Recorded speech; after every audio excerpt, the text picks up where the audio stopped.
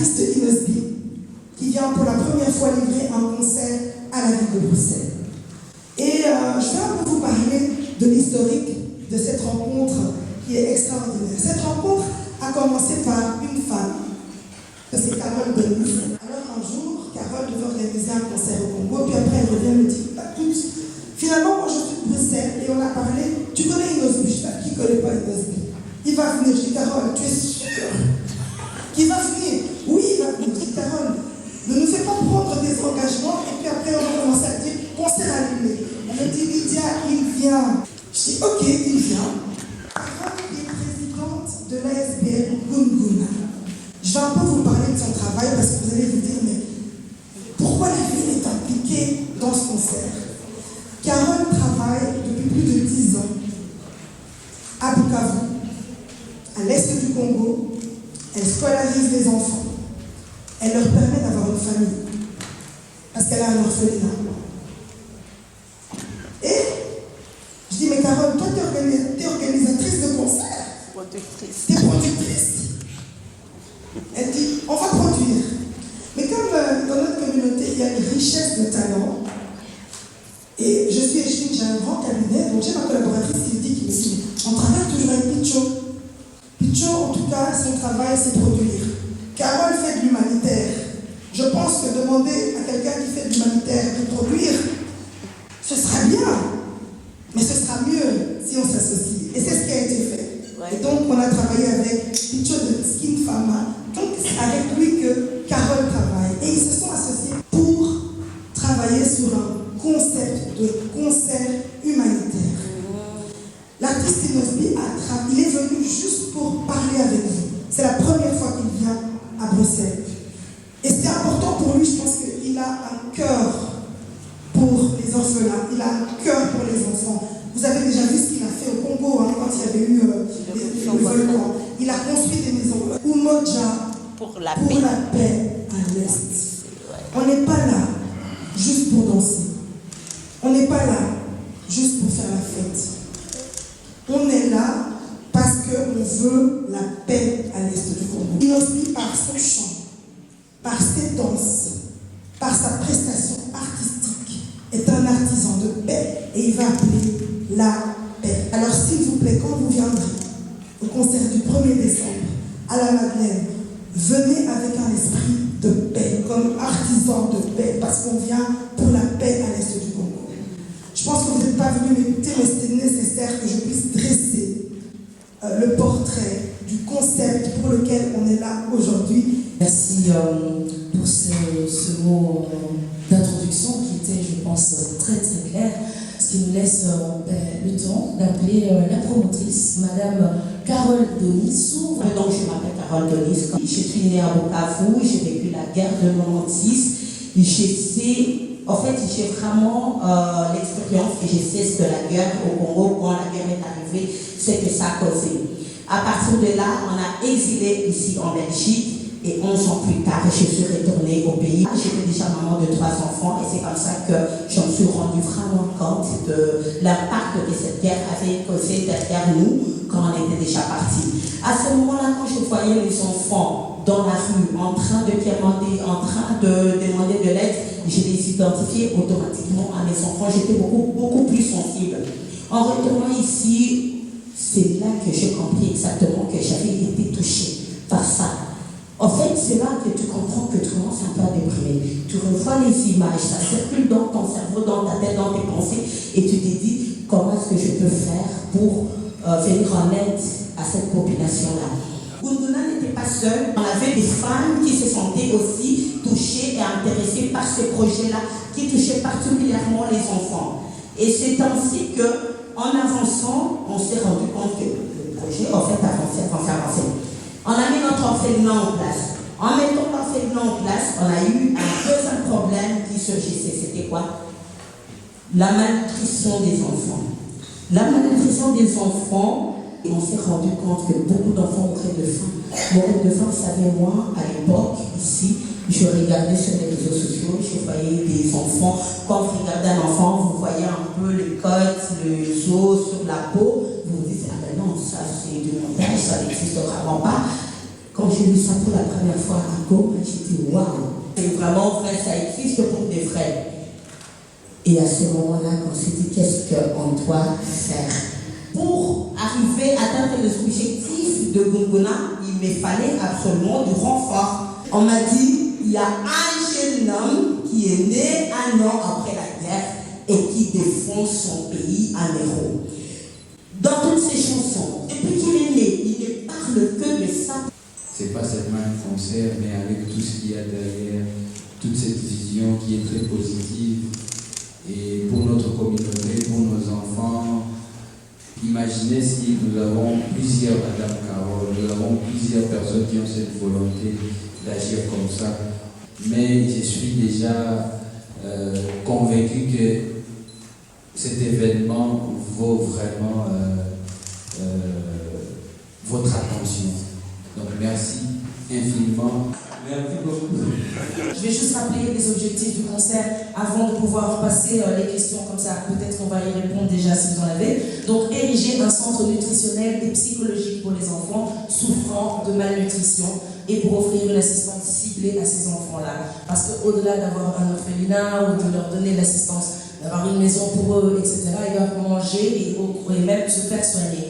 Mobiliser donc des ressources. Je rappelle que Gunguna a pour objectif, avec Umoja pour la paix, de mobiliser 120 000 €. C'est pas beaucoup quand on est plusieurs, mais je pense que c'est un geste magnifique qu'on peut faire tous ensemble. Voilà, il y a encore plein de choses à partager, mais je vous recommande de rester connecté sur les réseaux sociaux de notre artiste Inesby. Voilà, ça vous prend 2 secondes. Tchac, tchac, tchac. Je suis sûre que tout le monde follow ici. Et puis, de Gunguna aussi, vous les retrouvez sur les réseaux sociaux. Toutes les informations arriveront. Il y aura aussi un petit challenge pour gagner des places gratuites d'ici là. Donc voilà, les questions. Je voudrais d'abord féliciter M. Noski pour votre carrière et remercier les organisateurs parce que ça, ce sont des événements unificateurs pour le Congo, pour notre pays et surtout pour la paix dans notre pays. Merci vraiment pour votre initiative. Parce que moi, je dis toujours, en tant que Congolais, notre silence est un crime. Nous tous, nous sommes concernés par ce qui se passe. Et si nous ne bougeons pas, c'est vraiment un crime pour tout cacher. Vous avez bougé, je vous félicite énormément. Merci. Alors, ma question est celle-ci. Est-ce qu'on peut considérer que c'est un début du changement par votre musique, c'est-à-dire apporter votre aide à des associations humanitaires? Vous savez, je peux dire déjà que les changements ont commencé. Parce que les changements, ce n'est pas un seul événement, mais c'est tout un processus. Donc, il faut commencer de quelque part pour arriver à 10, il faut commencer à 0. Et mon accompagnement ou mon implication dans l'humanitaire ne s'arrête pas qu'à Gunguna, parce qu'avant Gunguna, même avant ma propre fondation, IF, j'essayais déjà de faire quelques actions. Et donc, on va continuer à faire des actions et on va continuer surtout aussi à appeler d'autres personnes à nous accompagner. Chacun doit juste chercher sa part des choses. Donc, qu'est-ce qui lui apporte à une certaine situation qui est malheureuse et qui lui essaye de rendre ça un peu heureuse. C'est peut-être ça les débuts du changement. Très concrètement, M. Unos, comment voyez-vous votre rôle en tant qu'artiste dans la résolution de la crise actuelle à l'Est du Congo? Si nous sommes là vraiment, si nous sommes tous là, c'est parce que nous sommes tous du côté de la population.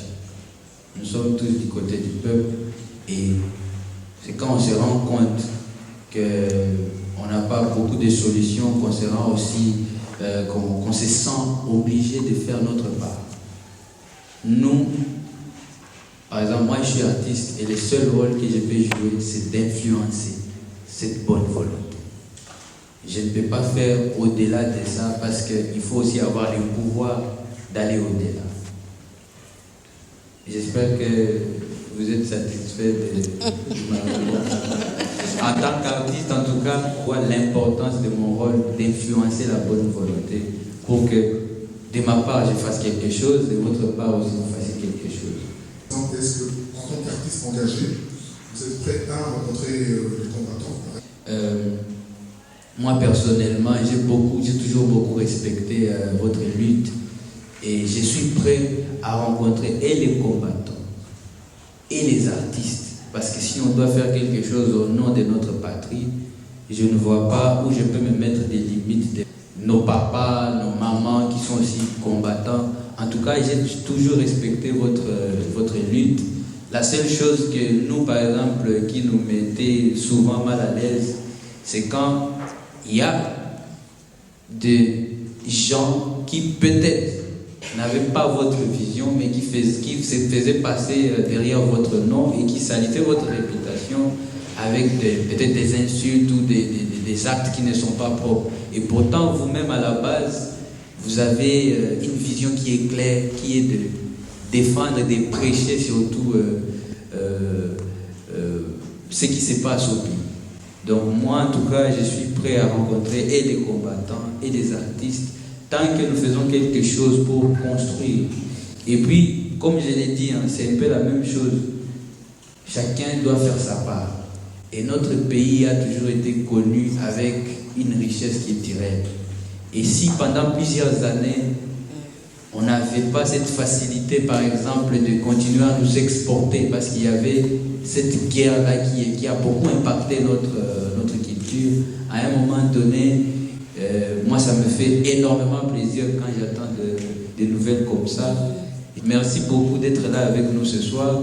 Et s'il y a un programme qu'il faut faire où il y a un programme à long terme que nous, artistes, et nos frères combattants, nos mamans, nos papas, et tout le monde qui est derrière cette lutte-là qui est constructive, s'il y a un programme, en tout cas, nous sommes là, l'équipe est là. Je voudrais juste dire que, comme je l'ai dit quand j'ai parlé au début, l'artiste est là pour amener la paix. Et sa venue ici veut juste dire que c'est un homme de paix qui veut avoir la paix partout où il est.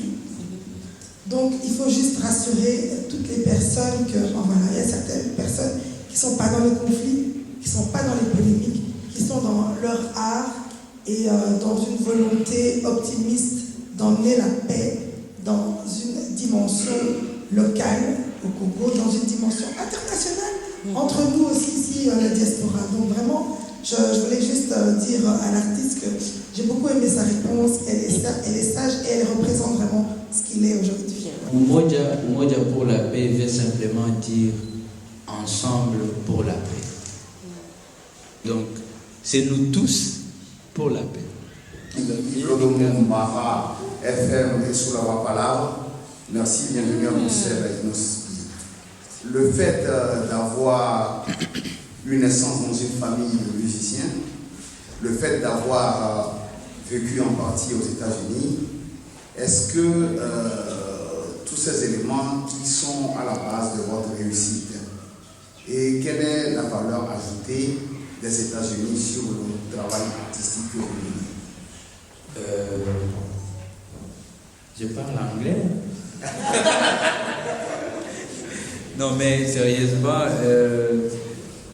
mon passage aux États-Unis, c'était pas seulement une fois, parce que comme vous le savez, on m'a connu chez nous au pays en 2010, à travers ces grands concours qui étaient parrainés par Econ. Alors, déjà en 2010, quand je suis allé pour ma première fois aux États-Unis, ce passage-là m'a beaucoup plus influencé par rapport à la langue que je voulais déjà connaître, par rapport à la communication dans tout ce que nous faisons aujourd'hui, mais aussi surtout parce qu'à la base, moi j'aimais beaucoup la culture américaine, mon idole c'est Michael Jackson, alors c'est peut-être cette influence-là anglophone que j'ai eue avant même d'aller là-bas, mais quand je suis allé, ça m'a juste rappelé que je devais apprendre la langue. Partout où on est, quand on n'arrive pas à communiquer, vous pouvez même croiser des personnes qui sont très gentilles avec vous, mais que vous ne savez même pas remercier. J'aimerais vous demander comment votre travail artistique a un impact sur les problèmes sociaux que vous souhaitez résoudre. L'impact artistique sur... Les problèmes sociaux que vous souhaitez résoudre. Ah, ok. Franchement, je pense et je crois toujours que la musique que je fais a toujours eu un impact très très positif partout où je passe, parce que je vois le pouvoir que la musique a sur les gens. La musique a ce pouvoir-là d'arrêter même les autorités ou des grandes personnes à chercher à vous écouter, pas seulement vous entendre, mais vous écouter, parce qu'il y a déjà les divertissements qui est devant, mais après il y a une langue qu'on utilise. Et quand on est dans ces loisirs-là, on a aussi envie de comprendre cette chanson qu'on est en train de danser ou qui nous fait du bien, qu'est-ce qui est le message derrière la musique. C'est un langage qui est très universel. On peut ensemble les aider, Madame Denise, Monsieur Inosbi, à changer le monde. Je pense que c'est toujours important quand on a une vision, d'avoir aussi de connaître ou de chercher à faire connaissance aussi avec d'autres personnes qui ont une vision similaire. Et chaque fois, je me sens plus à l'aise quand je croise des personnes aussi qui ont le souci de faire du bien. Et aujourd'hui, c'est pour ça la plupart de mes contacts, que ce soit l'acteur Ben Affleck, que ce soit Jennifer Lopez que vous avez vu dans la vidéo, et il y a beaucoup de célébrités aux États-Unis, ici aussi en Europe, que je connais, que je côtoie, et tous ont cette vision aussi d'apporter quelque chose à la communauté. Et moi, venant de l'Est du Congo, je prends ça à mon avantage. Parce que je me dis, je ne peux pas connaître le profil de tout le monde, de A à Z, mais si déjà quelqu'un a la volonté de faire quelque chose de bien ou a des initiatives pour accompagner notre Afrique, pour accompagner notre Congo, en tout cas, je ne m'empêche pas d'aller vers ces personnes. Et ce qui est aussi bien, des fois, c'est plus eux qui viennent. Et quand je me rends compte qu'ils ont la même vision que la mienne, on se lance et puis on voit ce qu'on peut faire. Bonsoir à tous. Je suis Camille Boulazar pour Exception TV. Vous n'avez pas encore 10 ans, mais vous avez dit par votre musique, vous pouvez changer le monde. On peut considérer que c'est un début de l'accompagnement. Vous voulez accompagner les associations à but humanitaire, c'est-à-dire, on veut savoir, vous allez vous arrêter à Bunguna, ou c'est un début de ce que vous nous avez dit?